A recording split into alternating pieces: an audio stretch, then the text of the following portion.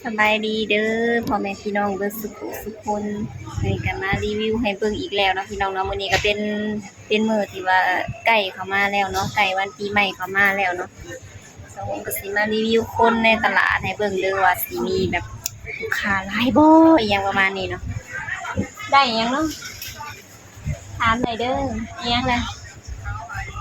อาหารเช้าอีกแล้วเส้นอีกแล้วตกหล่อนพี่น้อง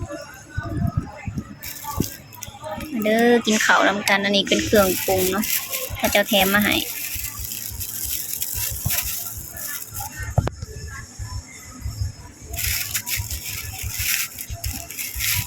พริกน้ำมะพริกน้ำตาลกะปิ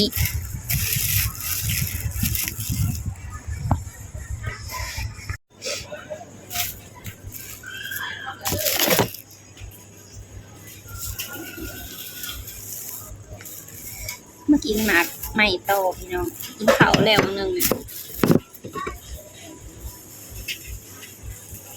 มะม่วงอ้าวอึบ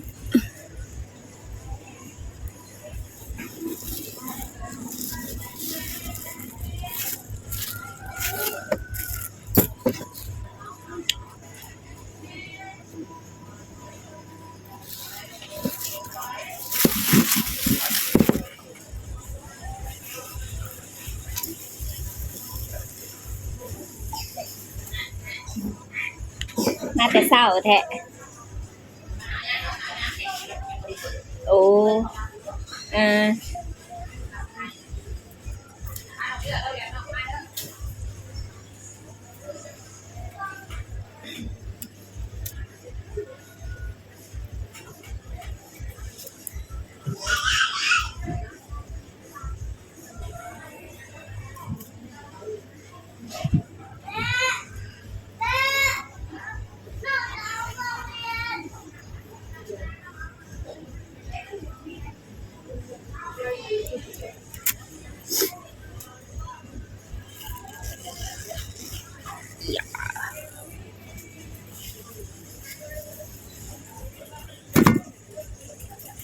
ใส่มือ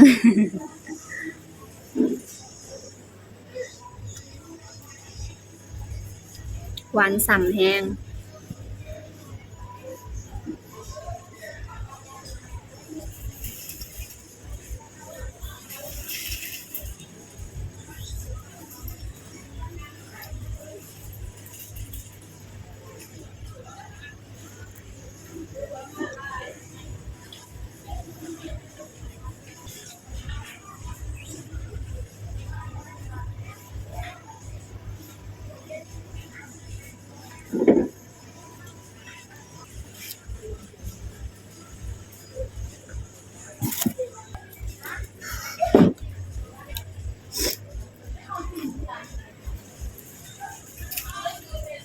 หลังจากกินข้าวแล้วก็สิมากินยาเนาะพี่น้องยาซื้อยาอันนั้นมายากินข้าวแซ่บยาวิตามินมาลุ้นกันเนาะสิเริ่มกินมื้อนี้เลยนี่นะบ่ฮู้ว่าสิอ้วนขึ้นบ่สิตุ้ยขึ้นบ่เพราะว่าเห็นเบิ่งเขาเจ้ารีวิวเนาะอวบขึ้นหน่อยนึงก็อวบขึ้นนั่นแหละแต่สะฮงน่ะซื้อมากินแล้วสิมาลองกินเบิ่งอุ้ยสิมาลองกินเบิ่งว่ามันสิอวบบ่มันสิได้ผลคือเขาเจ้ารีวิวบ่ มาลุ้นไปพร้อมๆกันเนาะคันสมมุติว่าเห็นสะฮงอวบขึ้นก็แปลว่ายาตัวนี้ได้ผลเนาะพี่น้อง คันบ่อวบก็ยังซ้ำเก่ากินข้าวบ่แซ่บกินแบบธรรมดาก็บ่มีผลอีหยังเนาะ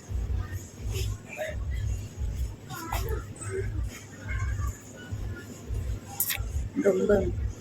จักมันเป็นยาอีหยังแต่สิกล้ากินอยู่บ่ กินเทื่อละ2เม็ด2แคปซูลกระปุกนี่นะเกือบเต็มบ่ฮู้ว่ามีจักเม็ดเบิ่งก่อนบรรจุจักเม็ดนี่80แคปซูลว่าซั่น กินเลย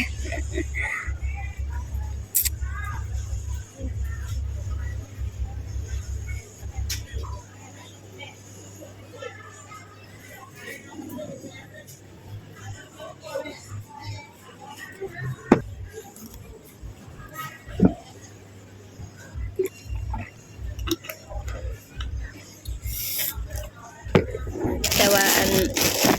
สะโพกหนึ่งที่หลายอย่างเนาะเอาเรื่องยาวิตามินนะพี่น้องอันนี้ก็แม่นเนี่ยซื้อมาก็ยังกินบ่เบิดซ้ำแล้วก็ไปซื้อตัวใหม่มากินอีกบ่รู้ว่าตัวใดสิได้ผลหลายกว่ากันเนาะมือกินมือบ่อันตัวที่ว่าซื้อมาก่อนหาก็ได้มันเม็ดใหญ่มันคาคอพี่น้องเดี๋ยวสิอัปเดตให้เบิ่งช่วงจักหน้อยเนาะคนหลายๆอัปเดตคนมาย่างรอตลาดให้เบิ่งเนาะพี่น้องเนาะแล้วลูกค้าผู้หนึง น้ำหอมเนี่ยน้ำหอมกดได้หน่อยนะ เด้นะทางหลังนะ น้ำหอมนิดหน่อยเลยนะ มาห่อเอาเองเนาะพี่น้อง ห่อเอาเองเก็บเอาเองนะ แค่เดี๋ยวโกงมาแค่น้ำมี มีก็บ่เอา แค่น้ำมีแล้ว เนี่ยปนหนวดเอาแต่บอกผู้ชายนะ ทีนี้เราใส่ไป ผู้ชายก็ใส่แต่ปนหนวด ใส่ไปดู ใช่มั้ยใช่ ใส่กับไข่นะน้ำหอม กับไผ่เห็นบ่ ใส่เสร็จแล้วเป็นตัวนี้ เนี่ยนี่แกะเอานี่นะ ใส่แล้วก็จะมาดีบีแบงเนี่ยแล้วก็แบงก็มันได้เลย แป้ง ที่ก็ดูเมาพอเต่า ตัวนั้นแหละ ได้ได้สิ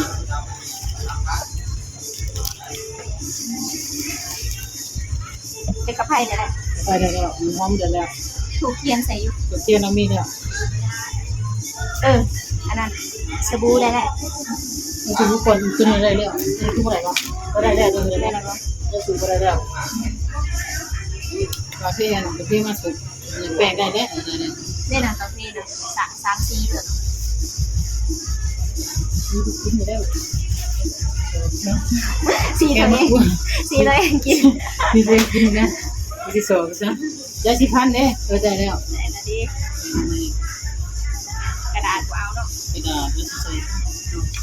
กระดาษเดี๋ยวเนี่ยคู่เลยใส่ ใช่ไหมป้า ใส่อยู่อ่ะ อย่าพ่อเราใส่นายนายด้วย แป้งใส่แล้ว ไม่ได้แล้วพ่อ เนี่ยใส่ผมได้แล้ว ได้แล้วเดี๋ยวโชว์คนน้ำมันใส่น้ำมันใส่ทำไปเลย วีได้วีหน่อย วีได้แล้วก็ตัวนี้ได้แล้วพ่อพี่ปุ๊ตัวนี้ได้แล้วได้แล้ว วีก็แว่นขาดก็ได้ ได้โอ้ก็ได้แนวมันอยู่แล้วเอ๊ะมอส เลี้ยวเบังดูยังมีแนวลืม ไหวเลยก็ไหวเลยมันเขาแม่หนึ่งที่สมาเลย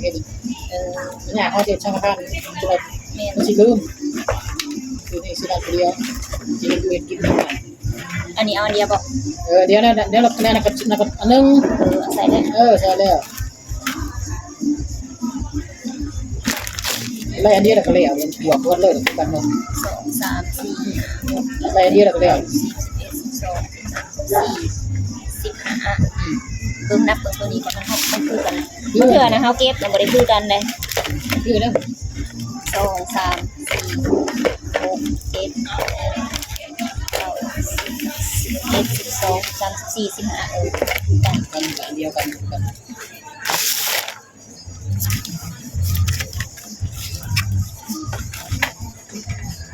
ได้ยังเนาะ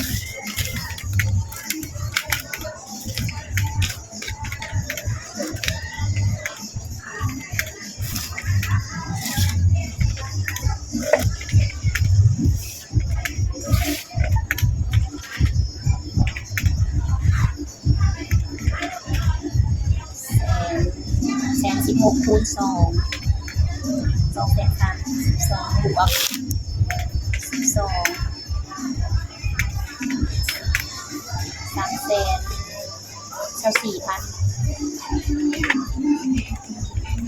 1,400,000บอกตามกู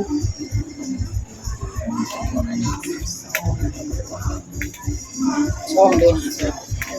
255เส้น3เส้น29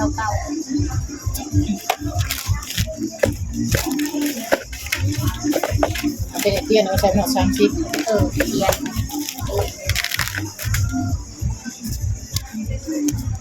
ได้ห่อเดียวนะมาใส่โดด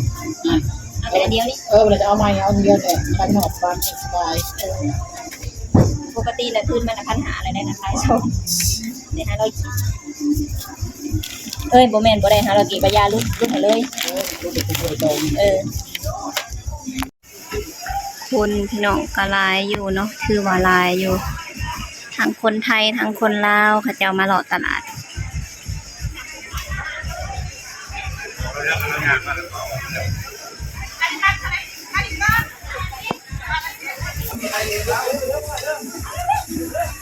บรรยากาศเนาะ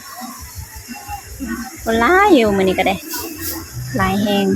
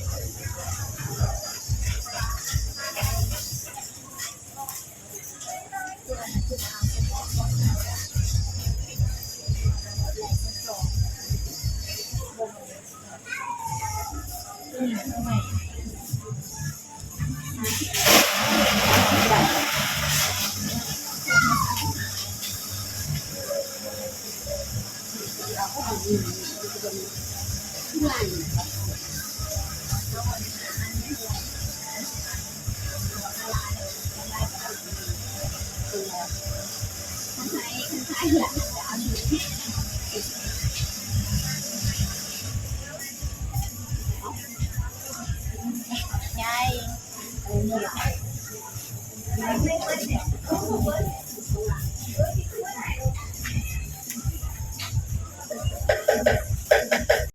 คนหลายตึกมื้อนี้ก็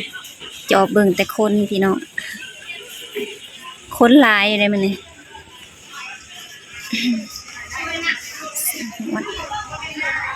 เฮ็ดอะไรมาเฮ็ดสบายดีป่ะลุงมาเฮ็ดหยังเลยยังนี่มังกรกินบ่เบิดทำสิกินบ่ บ่กินบ่มัก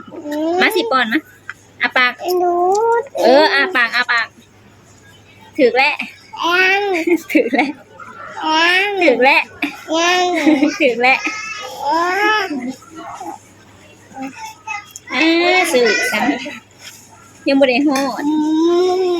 มาสิบีไหม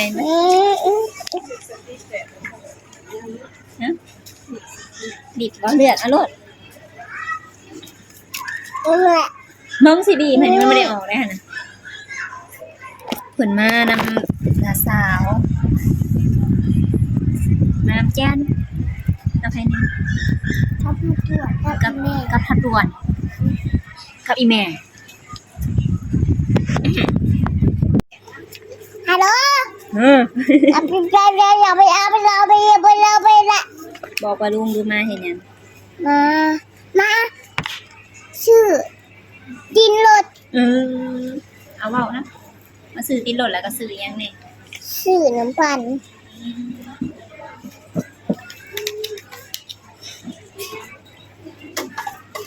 เอาต่อ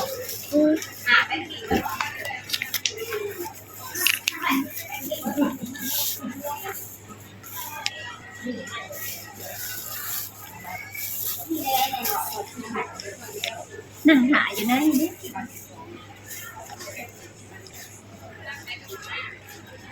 เอาแต่ซาวเด้อดิบเป็น59เมื่อไหร่ เมื่อไหร่วะมาสิบีมให้นี่มาซื้อติดรถแล้วก็มาซื้อยังไง ชื่อน้ำปั่น ซื้อน้ำปั่นแล้วก็ยังไง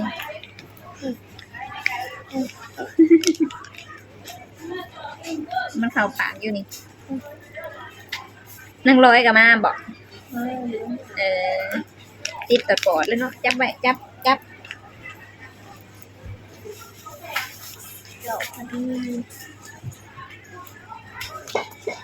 เฮ้ย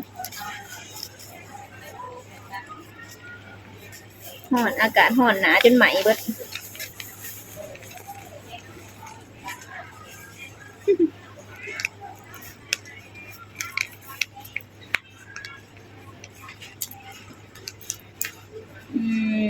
พอ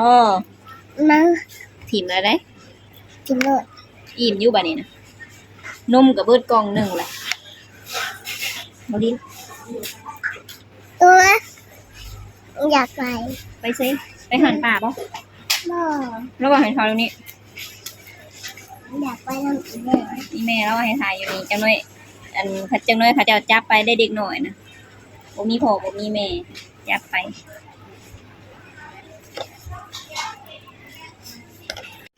สำหรับคลิปส่วงคำแรงๆก็ขอจบไปเพียงสนี้เด้อพี่น้องก็บ่แม่นคำแรงๆเนาะถ่ายตั้งแต่เช้ามันก็คือวัดมื้ออะไรเนาะสวงก็อันถ่ายให้เบิ่งเทื่อละเล็กละน้อยเนาะก็บ่ได้ถ่ายไปว่ารวดเดียวเบิดเลย ถ่ายไปเรื่อยๆเนาะพี่น้องตามแบบว่าลูกค้าตามอันคิดได้แม่ค้านะก็ได้บางส่วนก็ลืมไปนำส่วนคิดได้หูเมื่อแล้วก็จับโทรศัพท์มาถ่าย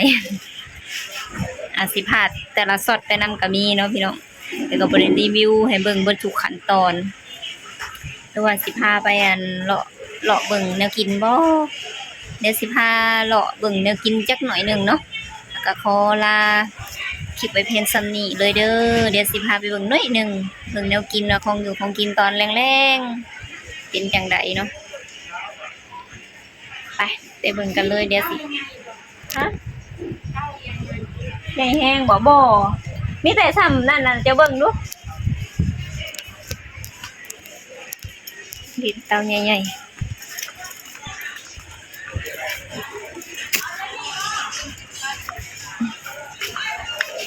นี่มีแต่ซ้ำนี่เตาซ้ำได้ของเจ้านะตัวนี้เด้หน่อยบ่ยังหน่อยอยู่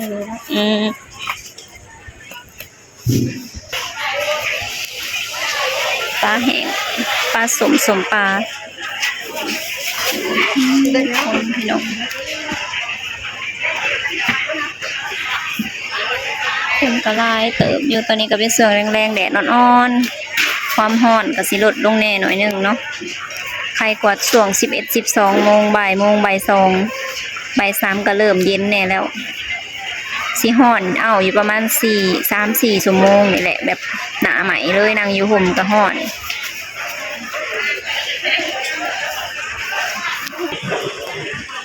อยากย่างไปดนไปอันเฮิงๆอยู่กับย่านลูกค้าเขาหานเนาะช่วงนี้เป็นช่วงแรงลูกค้าก็สิหลายแน่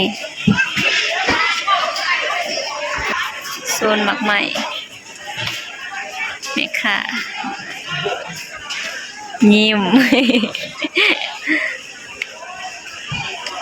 พี่น้องตลาดกะสี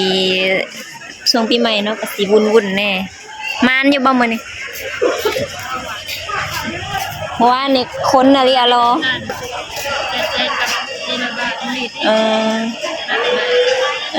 ข